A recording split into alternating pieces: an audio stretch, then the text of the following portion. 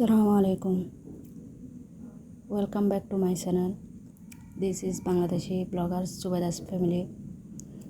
Zubedas ফ্যামিলির পক্ষ থেকে সবাইকে জানাই স্বাগতম।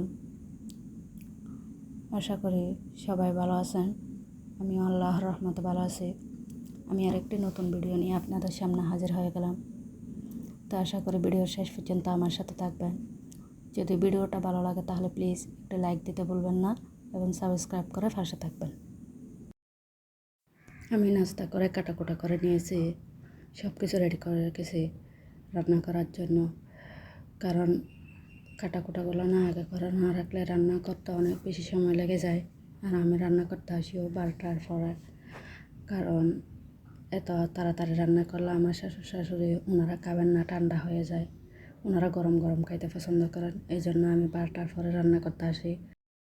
তাই আমি সব কিছু আগে রেডি করে রেখেছি যাতে রান্নাটা তাড়াতাড়ি হয়ে যায়।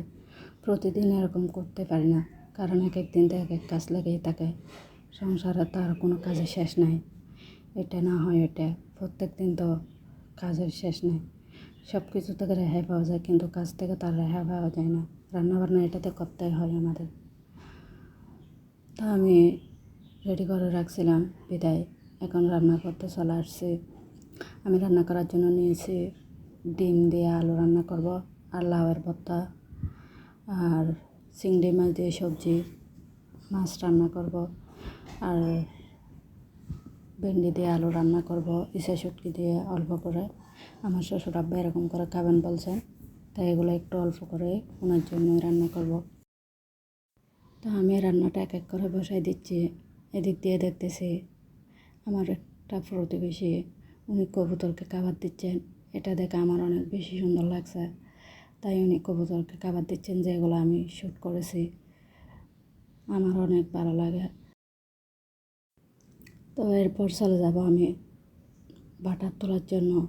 দুধটা আমি সকালে নামায় রাখছিলাম, তো এটা এখন নর্মাল হয়ে গেছে একদম। তো এটা 4-5 মিনিট জায়গায় আমি এভাবে নিয়ে নিব। 4-5 মিনিট জাগানোর পরে দেখেন কত সুন্দর করে এটা উপরে উঠে গেছে। এরপর একটা চাকনির সাহায্যে এটা সেঁকে নিব। তারপর ঠান্ডা পানির মধ্যে ধুয়ে ডিপ ফ্রিজে রেখে দিব এভাবে করে। যখন একসাথে অনেকগুলো হবে তখন ঘি বানাবো।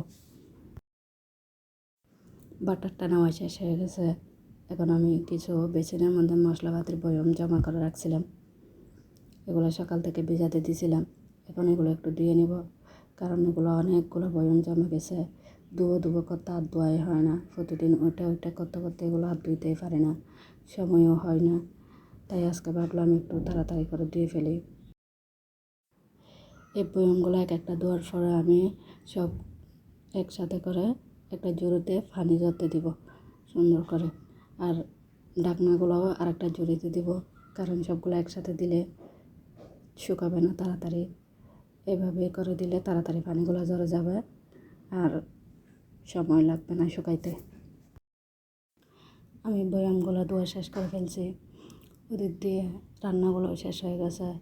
তো এখন আমি ঘরের বাকি কাজগুলো করে নিব, কারণ এখনও অনেক কাজ পড়ে আছে। ঘর ঝাড় দেওয়া, বিছনা ঠিক করতে হবে। তারপর মেয়েরা মাদ্রাসা থেকে আসবে, ওদেরকে গোসল করাতে হবে, ওদের কাপড় চোপড় দিতে হবে। কামের তো আর শেষ নাই, একটা একটা করে প্রতিদিন এভাবে করতে হয়। তা আমি এখন অন্য কাজগুলো সেরে নিব সবগুলো এক এক করে।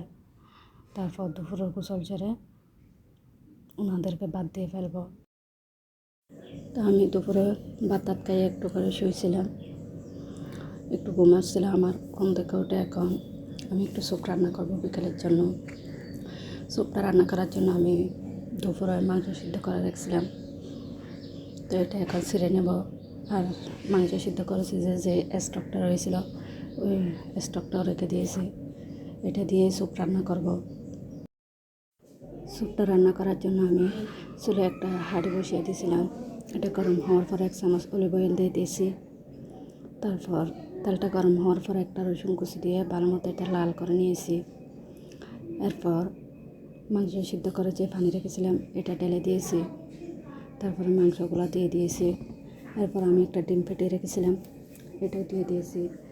একটা লেবু পাতা দিয়েছি স্মেলটা সুন্দর আসার জন্য। তারপর কাঁচামরিচ দিয়েছি, যে যেরকম ঝাল খান এরকমই দিবেন। আমি হালকা দিয়েছি, বাচ্চারা খাইতে পারবে না এই জন্য। তারপরে সব মশলাপাতি যা যা দেওয়ার এক একটা করে অ্যাড করে দিয়েছি। টমেটো সস, সয়া সস, গোলমরিচের পাউডার, চাট মশলা।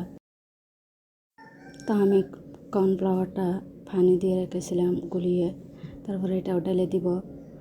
ঘনত্বটা আপনারা দেখে শুনে দিবেন, কতটুকু লাগে আপনাদের এইভাবে দিবেন।